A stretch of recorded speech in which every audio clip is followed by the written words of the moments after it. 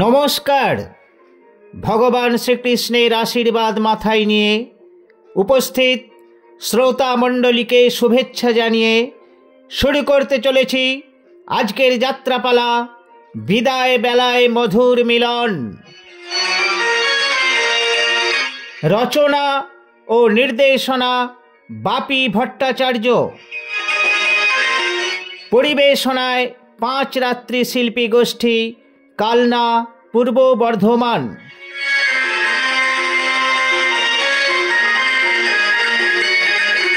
শুরু হচ্ছে আজকের যাত্রাপালা বিদায় বেলায় মধুর মিলন।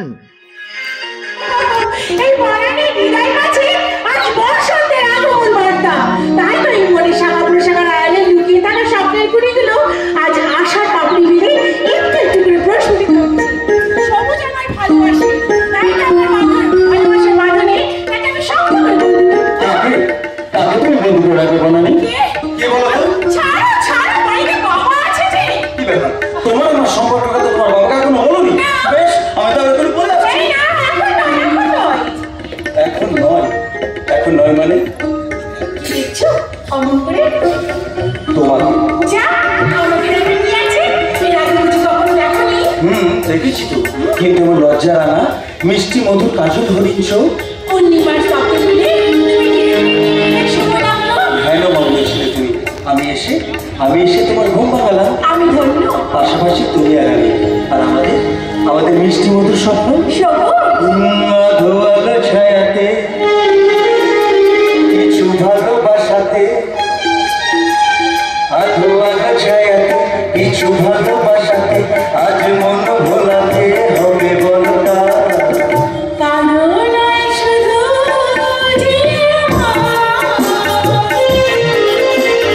আধোয়ালা ছায়াতে কিছু ভালোবাসাতে আজ মন ভোলাতে হবে বলতা।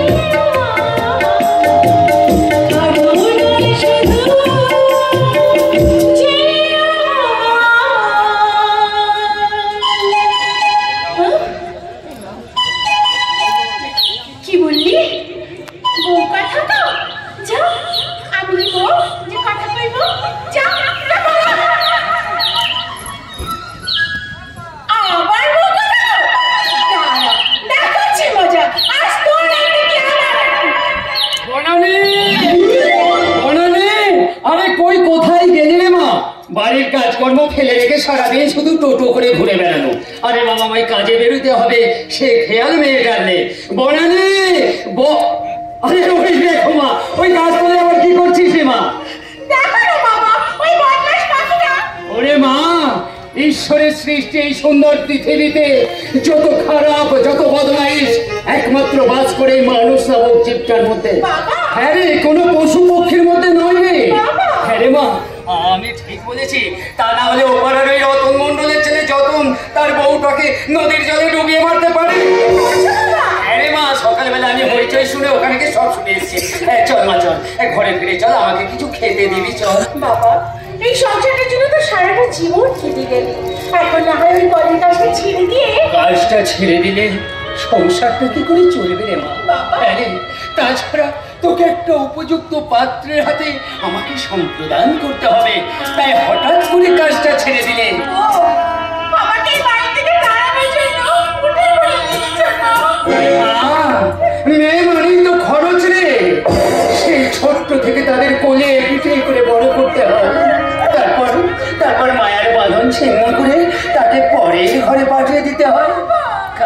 মা কাঁদিস না। ওরে মেয়ে হয়ে জন্মেছিস পরের ঘরে যাবার জন্য, বাপের বাড়ির সারা জীবনের স্মৃতিকে ভুলে পরের ঘরটাকে যে তোকে আপন করে নিতে হবে। সেই কবে থেকে বলছে, কিন্তু কবে যে নেবে সেটা আমি বুঝতে পারছি না। আর কতদিন আমি এইভাবে পরের সম্পদ আগলে রাখবো? কি হয়েছে বাবা আকাশ? আর বলবেন না কাকা বাবু, ওই পাড়া দিবেন টাকা আমার কাছে 5,000 টাকা রাখতে দিয়েছিল। বলেছিল 2-1 দিনের মধ্যে নিয়ে নেবো, আর 4 দিন হতে চলল, এখনো পর্যন্ত টাকাটা নেবার কোনো নামই নেই। ওরা তোমাকে বিশ্বাস করে বলেই তো টাকাটা তোমার কাছে রাখতে দিয়েছে। কিন্তু তোমরা বুঝতে পারছো না, টাকা বলে কথা, যদি কখনো কোনোদিন বিশ্বাস হারিয়ে ওই দীপেনের মতো মানুষের কাছে অবিশ্বাসী হয়ে যাও, তাই তো? কিন্তু আকাশ, মানুষের জীবন থেকে যদি কখনো স্নেহ, মায়া, মমতা, প্রেম, প্রীতি, ভালোবাসা, বিশ্বাস এইগুলো মানুষের জীবন থেকে হারিয়ে যায়, তখন সে মানুষ আর মানুষ থাকে না। সে তখন এই সমাজের বুকে হয়ে যায় একটা দুঃখে জানোয়ার। কিন্তু আমি জানি তা তুমি কখনোই হবে না, কারণ তোমার নাম যে আকাশ, তাই তুমি কখনোই হবো না কাকা বাবু, অবিশ্বাসে আমি কোনোদিন হবো না। আকাশ দা, তুমি কিন্তু বাবার সঙ্গে কথা দিলাম পড়ারি। সেই ছোট্ট বেলা থেকে কাকা বাবু আমাকে কোলে পিঠে পড়ে মানুষ করেছে। মা বাবার অভাব তিনি বুঝতে দেননি। এই লক্ষ্মীপুর গ্রামের মানুষেরা তাদের ভালোবাসা দিয়ে আমাদের কাছে টেনে নিয়েছে। কাকা বাবুর মায়া, মমতা, অরম্বর আর এই গ্রামের মানুষের ভালোবাসার উপর আমি কোনোদিন অবিশ্বাসের তীর ছুঁড়ে মারতে পারবো না, কোনোদিনও না।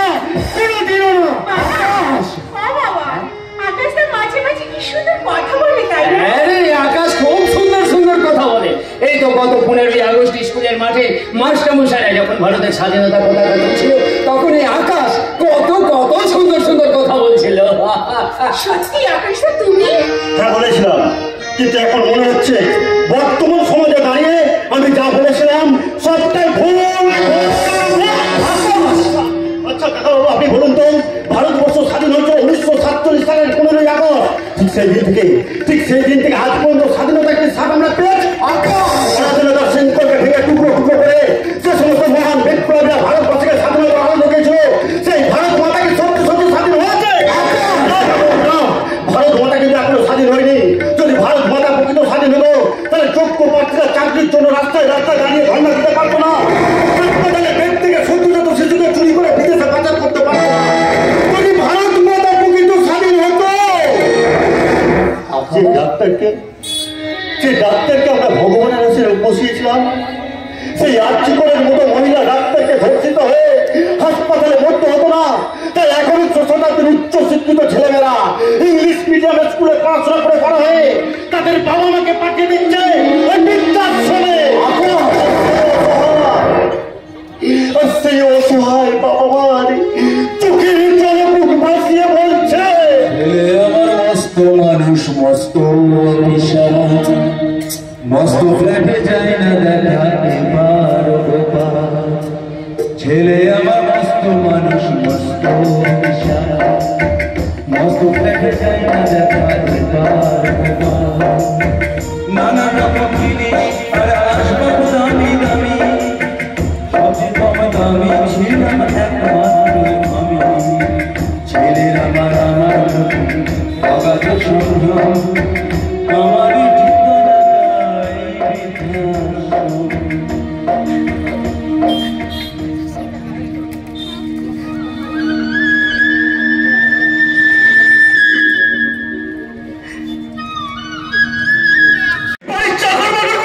আজকাল অফিসার হয়ে গেছে। কি সেই সমস্ত চাকরগুলোকে নিয়ে মাথায় তুলে রাখছে। না না না না, এত সহজে আমি মেনে নেব না। অনেক কষ্ট করে, অনেক কাঠখড় পুড়িয়ে তবে বাড়িতে একটা জায়গা করেছে। এইবার সবার মাথায় হাত বুলিয়ে কিছু বুঝিয়ে নিতে না পারলে এই মদন মোহনের জীবনটাই যে বৃথা হয়ে। আমি বেশ এই জন্য লক্ষ্য করছি, আমার সমস্ত কাজে নজর রাখছে ওই চাকরের সত্তা। যেভাবেই হোক যেমন করেই হোক ওই চাকরটাকে ফাঁকে দিয়ে আমায় সব কিছু করতে হবে। প্রয়োজন হলে ওই চাকর ঈশ্বরটাকে ওরে বাবা, এই ঈশ্বর তো আর ওই নন্দন কাননে প্রমোদ পক্ষে যিনি বসে থাকেন সেই ঈশ্বর নয়, এবারে চাকর ঈশ্বর। সবারটা কে সারা দেয় কি করে? সবারটাকে সারা দিলেও সবার কাছে সবসময় নজর দেখছে। একেবারে ঠিক কথা বলেছেন শালা বাবু, একেবারে দামি কথা বলেছেন। আসলে আমার দাদা বাবুর বাবা ওই কর্তা বাবুর হুকুমই তো এবারই সবার সব কাজে নজর রাখাটা আমি আমার নিজের কাজের মধ্যে রেখেছি। কিন্তু আমার কাজের উপর নজর রাখাটা বোধ হয় তোমার উচিত হচ্ছে না। তুমি বোধ হয় ভুলে গেছো আমি বাড়ির বড় কুটুম, মানে তোমার দাদা বাবুর শালা। তুমি শুধুমাত্র একটা অন্যায় করা চাকর।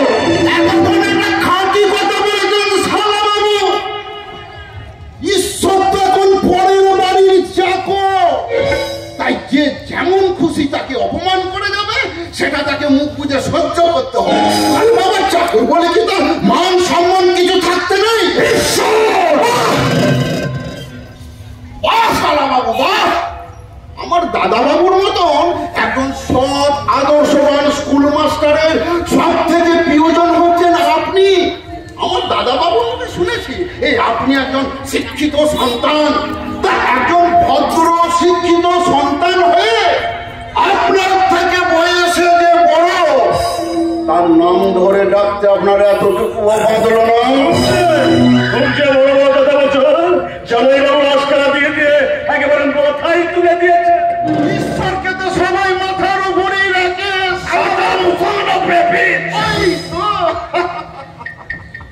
ওই হলো আপনাদের মতন শিক্ষিত মানুষের বদ্ধভ্যাস। কারণে অকারণে যেখানে সেখানে স্থান কাল বিবেচনা না করে আপনারা ফটফট করে ইংরেজি বলে ফেলেন। আরে আমাদের মতন এইসব মূর্খ মানুষগুলো ওই আপনাদের ইংরেজির ভাষা বুঝতে না পেরে আমরা তখন কি করি? আমরা হেসে ফেলি।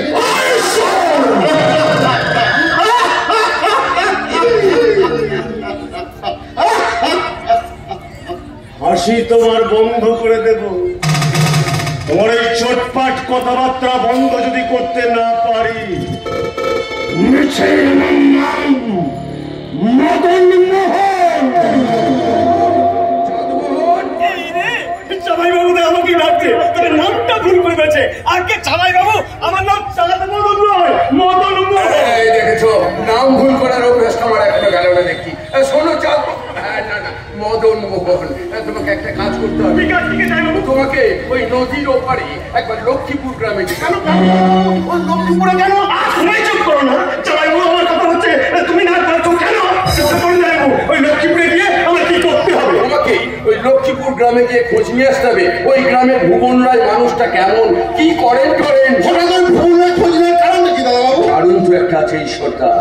শুনেছি সবুজ নাকি প্রায় দিনই ওই লক্ষ্মীপুর গ্রামে যায়। কেন লক্ষ্মীপুরে গেল? যাই তার কারণ ওই গ্রামে ওই ভুবন বাবু মেয়ে বরানির সাথে নাকি। আমি তো শুনেছি চাষা ভুবন রায়ের মেয়ে বনানি মোটেই ভালো মেয়ে নয়। আপনি কি করে জানলেন শালা বাবু? ও আপনি কি তাহলে মাঝে মাঝে ওই নদী পেরিয়ে লক্ষ্মীপুরে আপনার এই চরণ দুটো ফেলেন? আমার যাওয়ার কথার মধ্যে তুমি নাক করাচ্ছ কেন? বাবু নাকের মতো নাক যদি কারো থেকে থাকে সুযোগ পেলে সে তো কান্না করাবে। শোনো শোনো মদন মোহন, তোমাকে আজই এক্ষুনি ওই লক্ষ্মীপুর গ্রামে যাও, গিয়ে খোঁজ নাও যে ওই ভুবন রায়ের মেয়ের সঙ্গে বনানি ঘোরাফেরা করে কিনা। তবে জামাই বাবু, এমন কিছু যদি ঘটনা ঘটে থাকে তাহলে আপনি কি করবেন? আমার উপর ছেড়ে দিয়ে তোমাকে যে দায়িত্ব দিলাম তুমি সেটা পালন করলে আমি বাধিত। আমি এক্ষুনি যাচ্ছি সব জেনে জেনে আপনাকে সব খবর।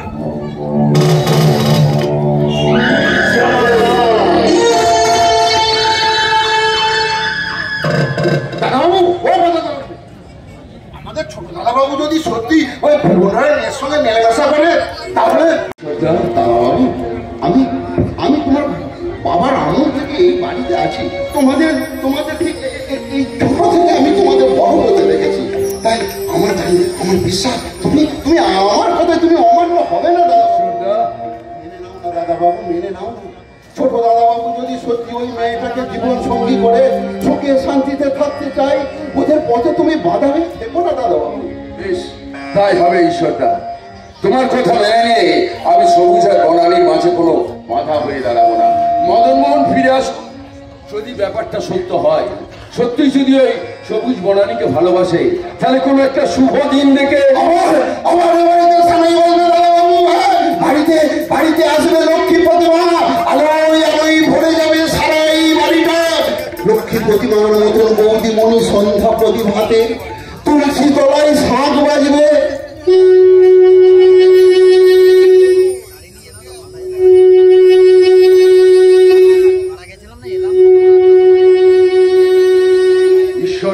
আমি কিন্তু তখন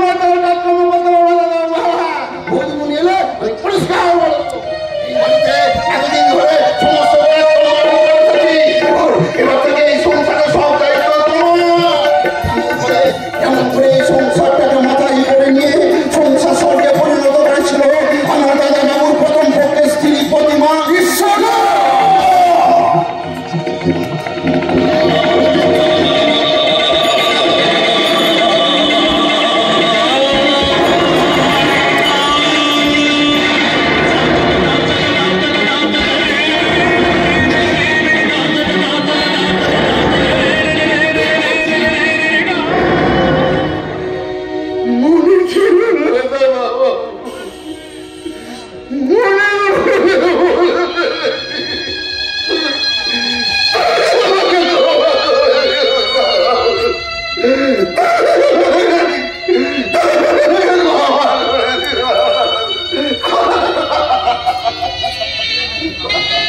কেন মনে থাকে না?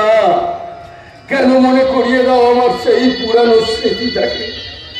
চুল তার কবেকার অন্ধকার বিদিশার নিশা, মুখে তার শ্রাবস্তির কারুকার্য, অতি দূর সমুদ্র পাড়ে হাল ভেঙেছে যে নাবি, হারাইছে দিশা। আমি মনের মলিকোটা থেকে প্রতিবার ছবিটা আজ আমি মুছে ফেলতে পারিনি। সে কথা কেন তোমাদের খেয়াল থাকে না?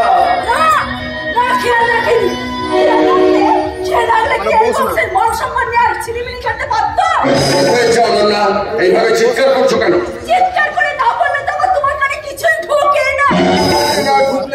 এই সংসারটা চলছে কি করে? সেই ঠেলা গাড়ির চালক কিন্তু আমি।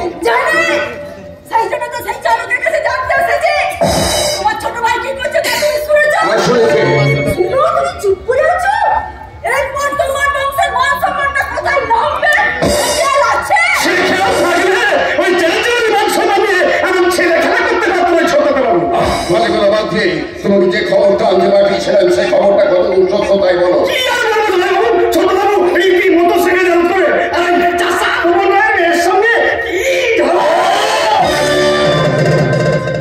যত সব অশিক্ষিত আনকালচারের দল।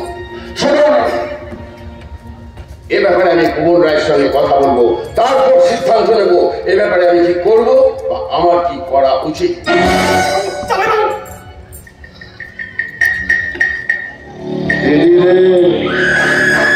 সর্বনাশ হয়ে যাবে। জামাইবাবু যদি ওই চাষার মেয়েটাকে এবারে বউ করে নিয়ে আসে, আর সেই বউ এসে যদি তোর হাত থেকে কেড়ে নেয় ওই আঁচলের চাবি।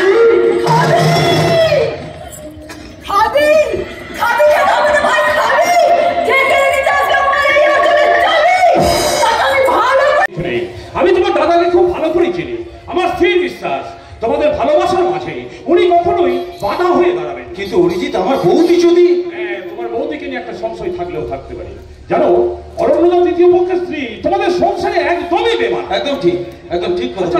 সবুজ, অরণ্যদার প্রথম স্ত্রী মারা যাওয়ার পর উনি দ্বিতীয়বার বিবাহ করেছিলেন কেন? আসলে আমরা তখন খুব ছোট ছিলাম। এদিকে আমার আমার দাদার কাজের বিশ্বাস ছিল খুবই, আর খুব ছোট্টবেলায়, যারা খুব ছোট্টবেলায় আমাদের বাবা মা মারা যাওয়ার জন্য আমাদের সংসারের হালটা কে ধরবে, এইসব সাতপাত ভেবেই ওই ঈশ্বরদার নির্দেশে। আরে ঈশ্বরদাকে যিনি আমাদের ছোট থেকে চোখে চোখে রেখে মানুষের মতো মানুষ করে তুলেছেন, যিনি আমাদের বাড়িতে আমাদের বাবার আমল থেকে আছেন, আসলে সেই ঈশ্বরদা। সেই ঈশ্বরদার অনুমতি অরণ্যদা দ্বিতীয়বার দিতে হবে। ঠিক আছে। আচ্ছা শোনো, তোমাদের ফ্যামিলিতে মেম্বার কত? আমি, দাদা, বৌদি, ঈশ্বরদা আর কে? যেন ডেকেছে মনে নয়ন কেন ফিরে ফিরে চাই, কে যেন ডেকেছে আমার। আপনি তো খুব সুন্দর গান করতে পারেন। কি ব্যাপার ইয়ে মানে মামা মামা মামা ভয় পেয়ে গেছো? ভয় পেয়ে গেছো? আরে বাবা, ভয় পেয়ে কিছু নেই, এটা আমার বন্ধু অরিজি। ভয় পেয়েছে? ভয় পেয়ে পাইনি। হ্যাঁ, সেটা নিশ্চয়ই আপনার জানা ছিল না, তাই না?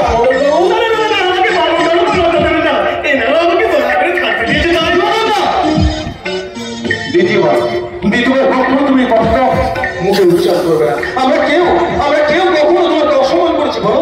আমাদের বাড়ির একজন তোমাকে মনে করি তো। আমার ভুল হয়ে গেছে, বড় ভুল হয়ে গেছে তো। এই ভুল যেন দ্বিতীয় দিন না করা বলেছি। তুমি মদন সাথে কথা বলো, আমার একটা কাজের চক্কর মিটিয়ে এক্ষুনি চলে আসছি। মদন দা, পরিচিতির সঙ্গে বন্ধুত্বটা ভালো করে জমিয়ে না, বুঝো? কি হলো মদনদা, কি দেখছেন? কিছু কি ভাবছেন? না, এটা ভালো হবে কি আছে? কি জ্বালা! হ্যাঁ, ভাবছেন। আপনার চোখ মুখ বলছে আপনি কি যেন একটা গভীর ভাবে ভাবছেন। আচ্ছা, কি ভাবছেন বলুন তো? আপনি কি আমাকে অন্য কিছু ভাবছেন? ভাবতেই পারি, কারণ পুলিশের নজর তো। কি বলতে চাইছেন আপনি? গলাটা নামিয়ে কথা বলুন মদন মোহন বাবু, কারণ উঁচু আওয়াজ আমি আমার সহ্য করতে পারি না। আপনার চাল চলন সবই কেমন যেন সন্দেহজনক, তাই আমার সন্দেহ তালিকায় আপনার নামটা রইল মদন বাবু। ভুল করছেন অফিসার। ভুল শব্দটা যখন মানুষের জীবনের সঙ্গে ওতপ্রোতভাবে জড়িয়ে আছে, তখন মানুষ তো ভুল করবে। আর আমি যে কিছু ভুল করছি না তার প্রমাণ কিন্তু ওই ভবিষ্যতেই দেবে। আজ আমার নামটা আপনার সন্দেহের খাতায় লিখে রাখবেন অফিসার। কারণ নামটা আপনার মদন মোহন, আর এর পিছনে গভীর কোন রহস্য লুকিয়ে আছে। কি বলতে চাইছেন বলুন তো? যেটা বলতে চাইছি সেটা না বোঝার মতো কচি খোকা কিন্তু আপনি নন মদন মোহন বাবু। তাই যা করবেন একটু চিন্তা ভাবনা করে করবে, কেমন? চলি। ও ভাই দা ভাই, যাওয়ার সময় একটা কথা আপনাকে বলে যাই মদন মোহন বাবু। সবুজ আমার বন্ধু, আর এখানে উপস্থিত হয়ে আসার পর থেকে ওই অরণ্যদার সঙ্গে খোঁজ খবর নিয়ে যেটা জানতে পেরেছি, তিনি একজন সজ্জন শিক্ষিত স্কুল মাস্টার। আর তাই জন্য এই অঞ্চলের সকল মানুষ, সকল জনগণ সুখে শান্তিতে বসবাস করতে পারে। আপনি যেন ভুলেও তাদের সেই সুখের ঘরে, শান্তির সংসারে আপনার এই অশান্তির বাসিটা বাজারে না হয়। যদি বাজান, তাহলে আপনার আমি এমন হাল করবো যাদিকে আপনি নিজেই অটকে উঠবে।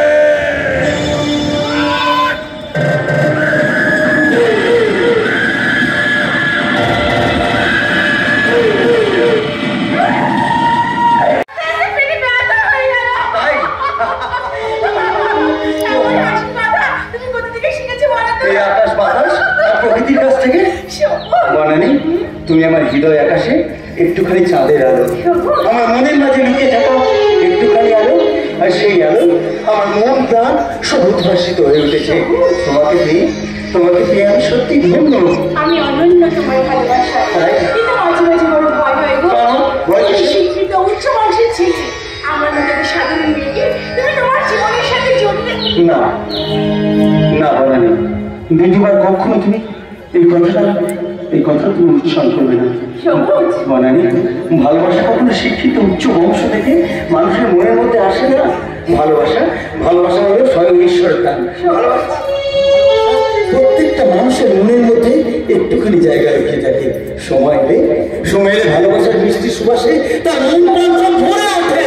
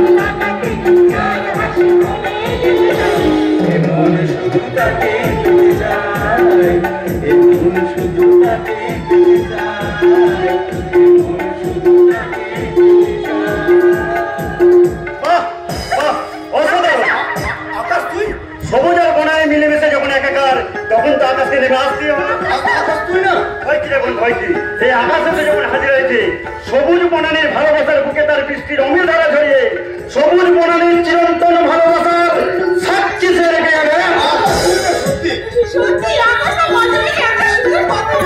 বলবি তো বলবি তো কারণ নাম যে আকাশ, আকাশের মতন স্বচ্ছ নির্মল, আকাশের মতনই উদার।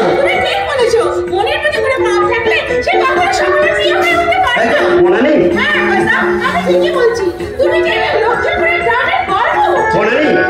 আমি যে কে আর কি আমি নিজেই জানি না। জ্ঞান হওয়ার পর থেকে কে আমার জন্মদাতা বাবা, কে আমার গর্ভধারিণী মা, তা আমি আজও জানতে পারিনি। কত রাত আমি ভালো করে ঘুমাতে পারিনি তা আমি বলতে পারবো না। তবে এই গ্রামটাকে যখন আমি মা বলে জেনে এসেছি, এই গ্রামের প্রত্যেকটা মানুষ আমার সবচেয়ে বেশি প্রিয়জন। আকাশ মাটিকে পুড়িয়ে যেমন ইট তৈরি হয়, সোনাকে পুড়িয়ে যেমন খাঁটি সোনা তৈরি হয়, তেমনি লক্ষ্মীপুরের মাটিতে তুই একটা খাঁটি সোনা দেখাস। তুই খাঁটি সোনা। হাজারো ব্যথা, হাজারো দুঃখ মনের মধ্যে লুকিয়ে রেখে তুই এত উদার, এত প্রাণ চঞ্চল।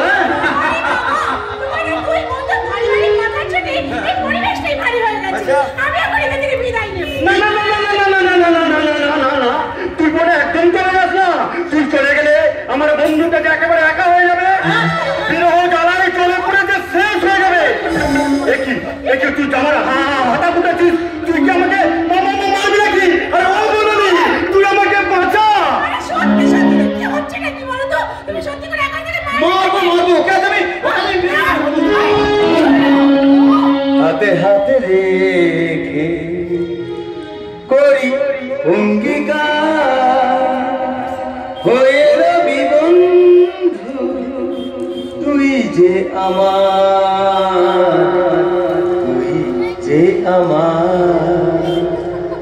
হাতে হাতে রেখে করি অঙ্গীকার হয়ে রবি বন্ধু, তুই যে আমার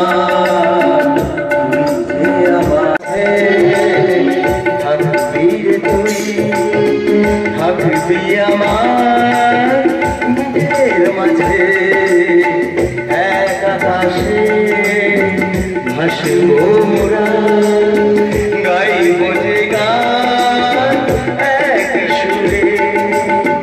আসুক না ঝড়, আসুক তুফান, আসুক না অন্ধকার,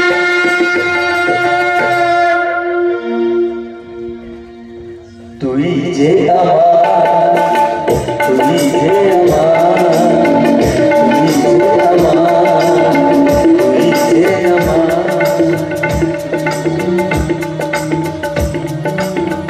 তোমাদের এই দুই বন্ধুর বন্ধুত্ব যেন চির অটুট থাকে। কিন্তু মশাই, বন্ধুকে বেশি ভালোবাসতে গিয়ে আমাকে ভুলে যাবে না তো? ভুল কি হলো ভাই? ভোমরাকে ভুলে থাকতে? নদীকে কখনো পারবে মাটিকে ভুলে থাকতে? বাবা আছে দেখে বলে অসুবিধা কি আছে?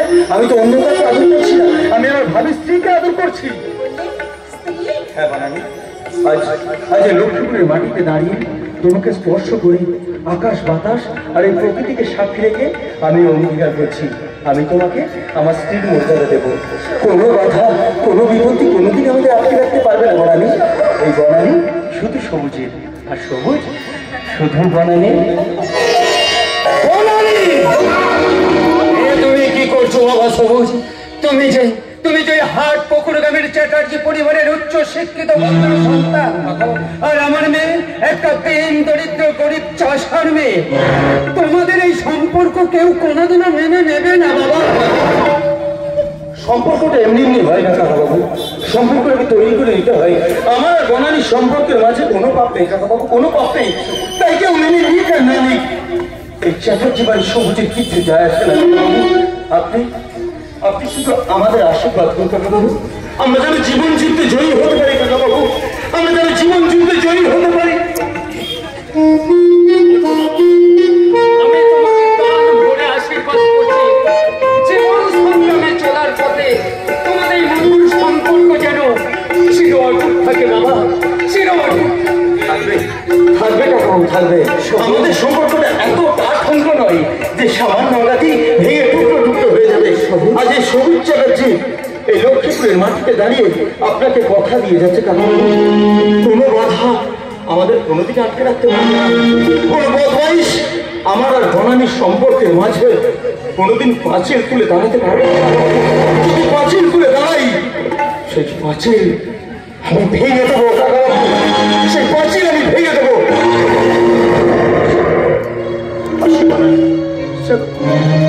মারে জীবনে কিছু ভুল করে ফেললে না তোরে মা? না বাবা না, আমি কোনো ভুল করিনি বাবা, আমার ভালোবাসায় কোনো পাপ নেই বাবা। আমার ভালোবাসা পদ্মপাতার জলের মতো নয়, সাদা দাদাদের মাটিতে ছিটকে পড়বে। আমার ভালোবাসা তাসের ঘরের মতো নয় বাবা, ঝড়ের দাপানে ভেঙে খানখান হয়ে যাবে। তবু যে বড় ভয় হয় রে মা, যদি কখনো ঝড়ের দাপটে আমার আশা আকাঙ্ক্ষা শোক স্বপ্ন ভেঙে চুরমার হয়ে যায়। ছোটবেলা থেকে তুমি আমাকে কোলে পিঠে করে মানুষ করেছো বাবা, বুঝতে দাওনি। তাই তো আমি তোমার চরণ তলায় বসে আমি সারা জীবন বলতে চাই তোমার চরণ তলায় বসে আমি সারা জীবন বলতে চাই, মায়ার বাঁধন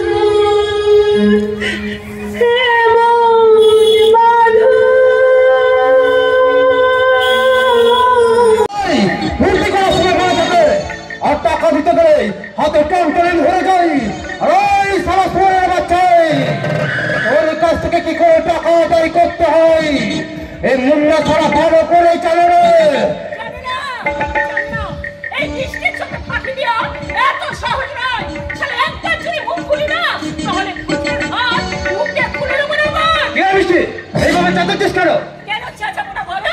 তোর থেকে বললাম বেরোতি আমার জন্য এক বোতল মদ দিয়ে এই নে টাকা। কেন আরেনি মদ? আরে মদ তো আনেইনি, উল্টে আমার টাকায় মদ কিনে ওই সিঁড়ির নিচে পড়ে আছে। আমি বললাম হ্যাঁ রে রতি আমার মদটা কই? বলে তুমি তো আমাকে মদ আনতে দইনি। রতি তোর সঙ্গে বেইমানি করেছে। বেইমানি করে আমি বের করে দেবো।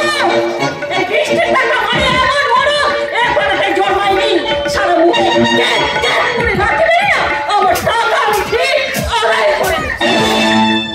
না তো সব এটা নেব পুরো এই পাড়া হচ্ছে হাজির হচ্ছে আমাকে তুলে মুরগি ধরে পাড়াবো। এই মুন্না ছোট অসব চলবে না, আমি জুতি আমি ভেঙে দেব।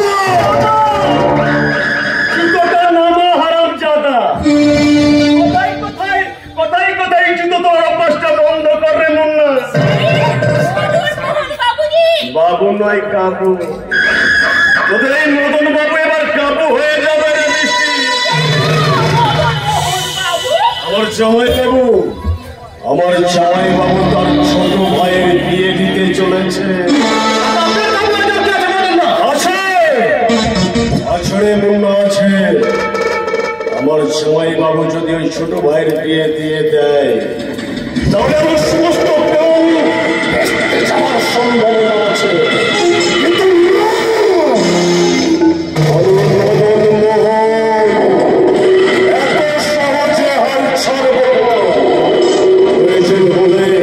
নতুন কোন প্ল্যান করে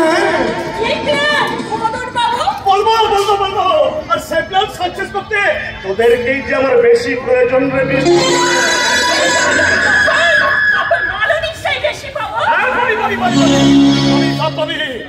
তবে আমি যে মাঝে মধ্যে পাড়াতে আসি সেটা পচকান হয়নি তো। যে মুন্নার ঠেকের কথা বাইরে বার করবো তারা না ছেড়ে দেবে না।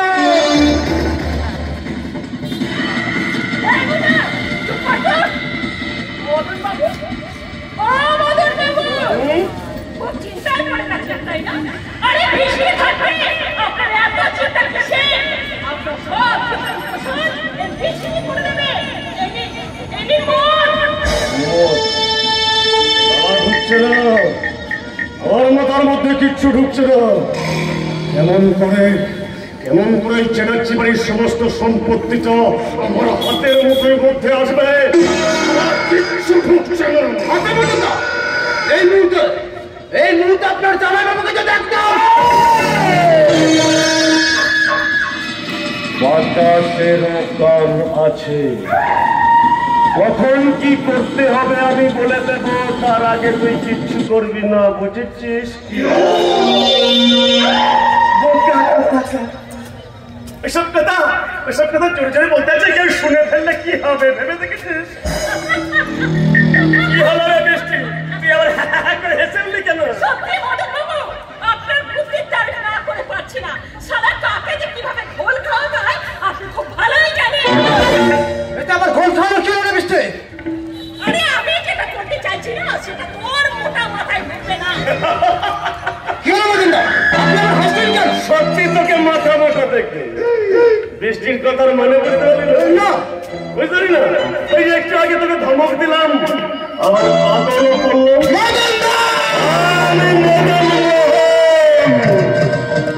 শ্রীকৃষ্ণের অষ্টতর শত নামের মধ্যে মদনমোহন ছিল উল্লেখযোগ্য একটা নাম। শ্রীকৃষ্ণ চেয়েছিল এই ধরার বুকে ধর্মরাজ্য স্থাপন করতে, আর তারই সৃষ্টি এই মদনমোহন চাই জামাই বাবুকে এই ধরার সঙ্গে মিশিয়ে একদম মাটি করে দিতে চাই।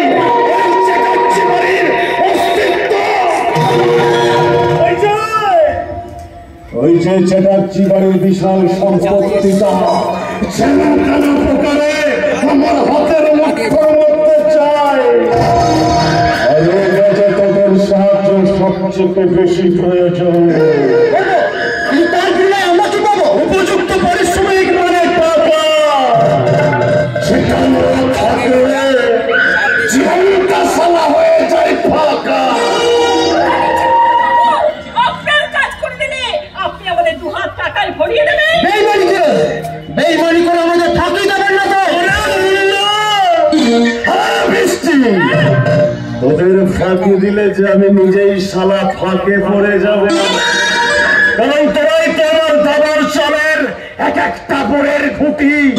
আমি একটা করে দেব চাল। আর জামাই বাবু হয়ে যাবে।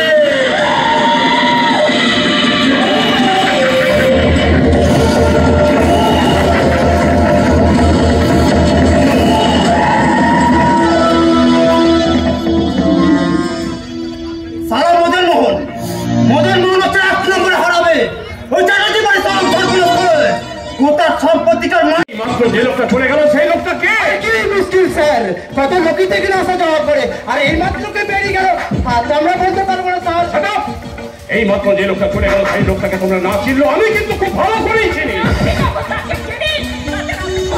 আর বেকার আমাদের উপর আমি করছেন কেন স্যার? এই আজকে আরেকটা কথা বললে সবকে তোর পিঠে চামড়া আমি তুলে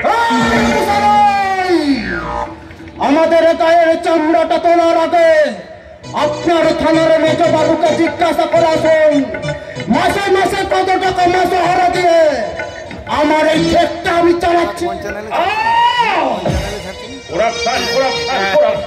ইউটিউব কি নামে আছে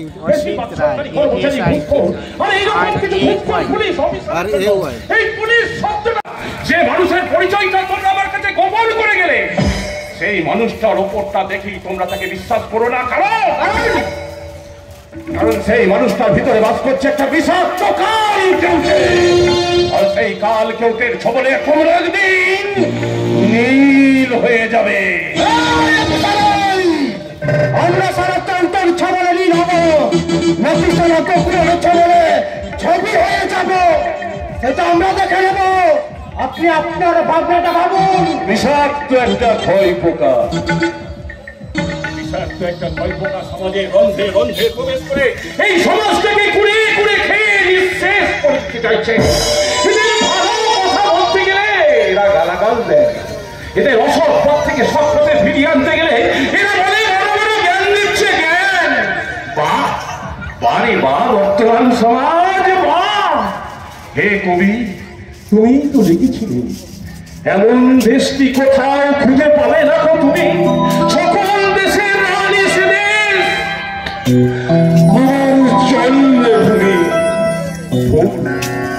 ভুল করি ভুল, তুমি আজ বেঁচে থাকলে তুমি আজ নিজেই বলতে বিবেক মনুষ্যত্ব মানবিকতা গেছে যে মানুষ ভুলে, বিবেক মনুষ্যত্ব মানবিকতা গেছে যে মানুষ ভুলে, হিংসা বিদ্বেষ লোভ দাঁড়িয়েছে মাথা তুলে, চোখের জলের জলে আজ কিছু মানুষ নামক পশুর কাছে। এমন দেশটি খুঁজবে কোথায়, কোথাও কি আর আছে?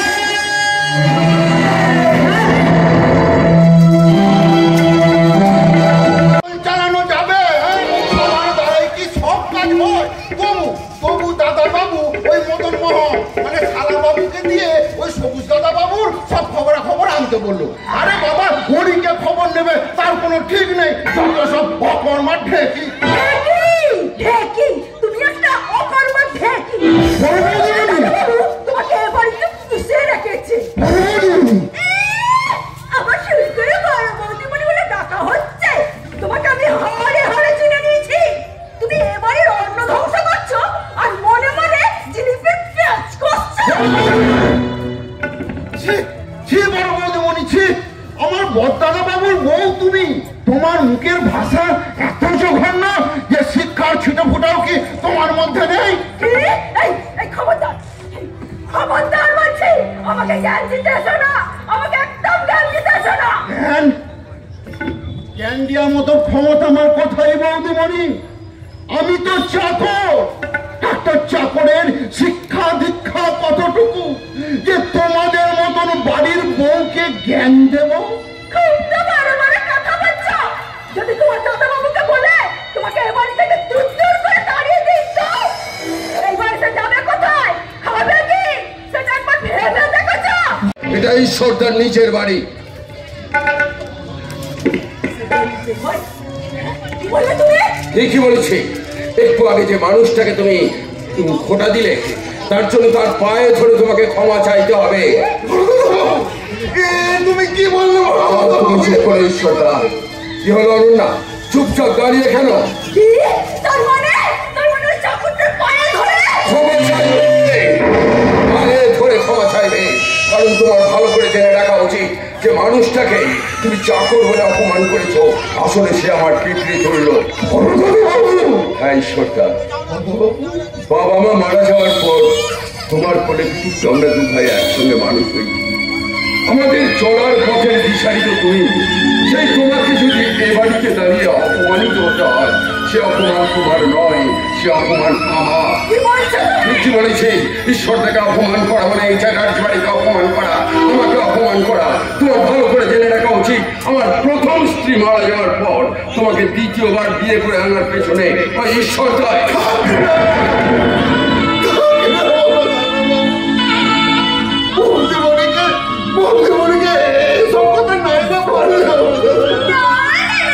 থামিয়ে দাও না, বলতে দাও।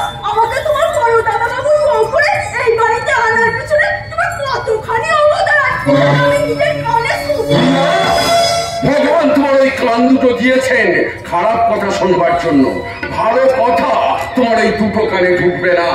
কি বললে? ঠিকই বলেছি। বাড়ির চাকরের সামনে তুমি আমাকে এইভাবে অপমান করলে, আমার মান সম্মান নিয়ে এইভাবে ছেলেমেয়ে খেলছো। মান সম্মান এগুলো বাজারে মুদিখানা দোকানে কেজি ধরে কিনতে পাওয়া যায় না বৌদি। এটা থেকে মানুষের মনের মধ্যে, আর সেটা এমনি এমনি পাওয়া যায় না, সেটা আদায় করে নিতে হয়। বৌদি, যে বাড়িতে রামের মতো বর্দা আর তোমার নোংরা ভাষাই এই সুগ্রীব এখন এ বাড়িতে আছে বলে তুমি এখন এ বাড়িতে আছো, তাহলে কবে তোমাকে এ বাড়ি থেকে আমি দূর করাতাম। বৌদির সঙ্গে এইভাবে কথা বলছ, অন্যায় করেছ, অন্যায় করেছ। উনি তোমার বড় বৌদি, তোমার গুরুজন। শেখো শেখো বৌদি, শেখো সম্মান কেমন করে আদায় করে নিতে হয় এই ঈশ্বরটার কাছ থেকে তুমি শেখো। যাকে তুমি কিছুক্ষণ আগে চাকর বলে অপমান করে এবার থেকে তাড়িয়ে দিচ্ছিলে।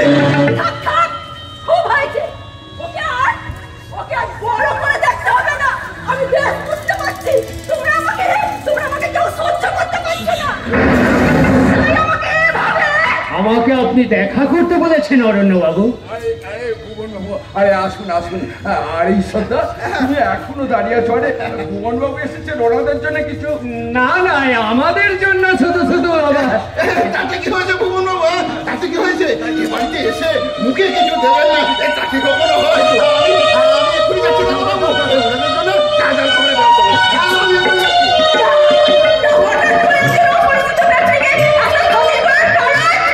একটু পরে জানতে পারবে অনন্যা।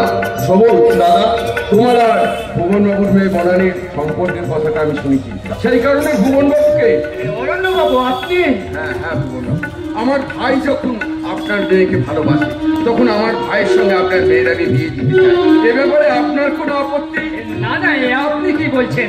আমার মতো একটা দিন দরিদ্র গরিব চাষার মেয়ে এই চ্যাটার্জি পরিবারের বউ হবে, এ তো আমি কোনোদিনও স্বপ্নেও।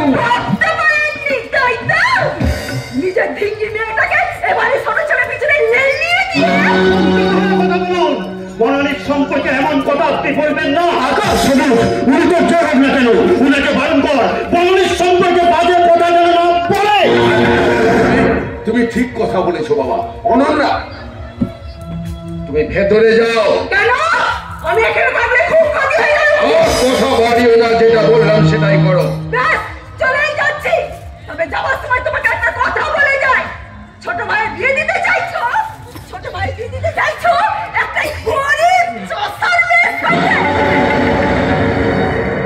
এরপর তোমার মান সম্মানটা কোথায় নামবে সেটা একবার ভেবে দেখো।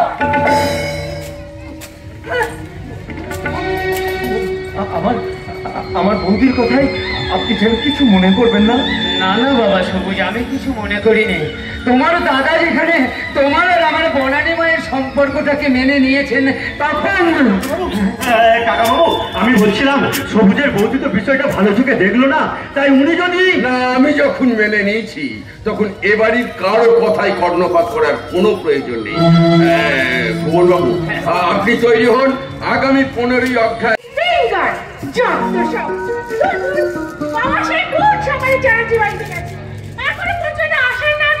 নেই তোমার বাবা বুঝি বাড়িতে নেই।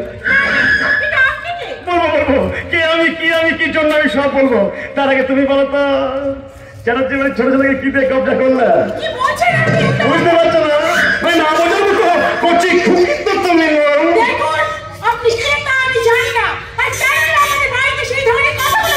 বুঝতে পারছো না?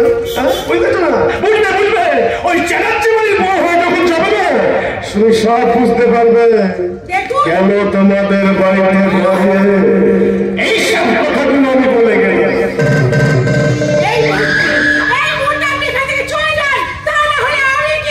লোক ডাকবে, লোক ডাকবে, চিৎকার করে বলবে কে কোথায় আছো, তাড়াতাড়ি শুতে এসো, আমাদের বাড়িতে একটা বদমাইশ লোক আছে।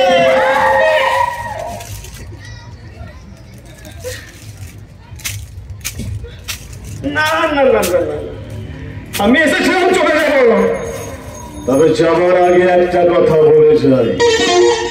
যারা জীবনের ছোট ছেলেকে রূপের মোহে বশ করে ও বাড়ির বউ হয়তো তুমি হতে পারবে, গোপাল গোবিন্দ রাম শ্রীমত শোভন, গোপাল গোবিন্দ রাম শ্রীমত শোভন, গিরিধারী গোপীনাথ।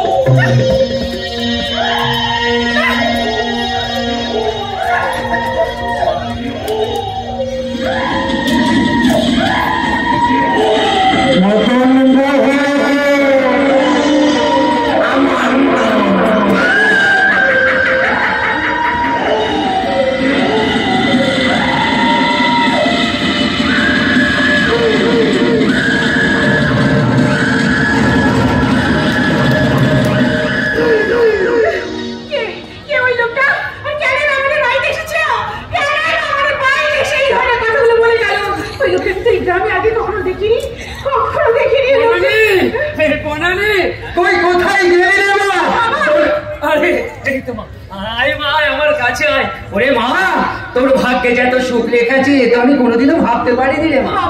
হ্যাঁ রে মা, আমি ঠিক বলছি। ওই হাটপুকুর গ্রামে সব থেকে বড় লোক বাড়ির বউ হবি তুই। হ্যাঁ রে মা, আমি ঠিকই বলছি। এই গতকাল বইকালে সবুজের দাদা অরণ্য বাবুর সঙ্গে আমি দেখা করতে গিয়েছিলাম। ওরে মা, শুভ খবর কি রাতে কাউকে দিতে? কেন বালতি কি হবে না? এখন তো দেখছি একটা বালতির বিশেষ প্রয়োজন।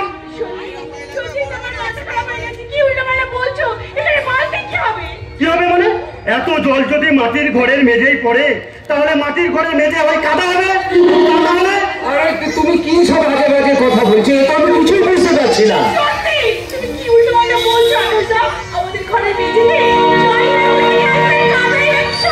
কেন তোরা কাকা বাবুর চোখের জল আকাশ?